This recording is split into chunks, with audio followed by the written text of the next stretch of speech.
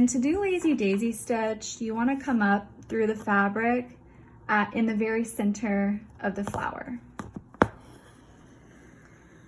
and leave a tail on the back.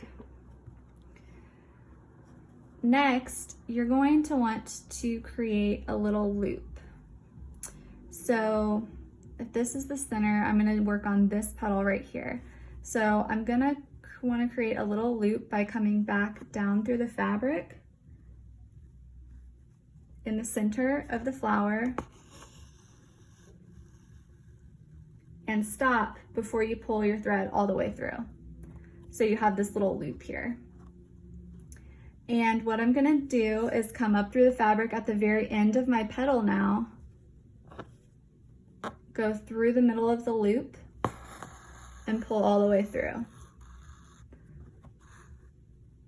Basically what it does is it creates this cool little petal. And so to finish off the petal, I'm actually gonna go back down through the fabric on the other side of this petal to lock it in place and pull all the way through. And there's your first petal.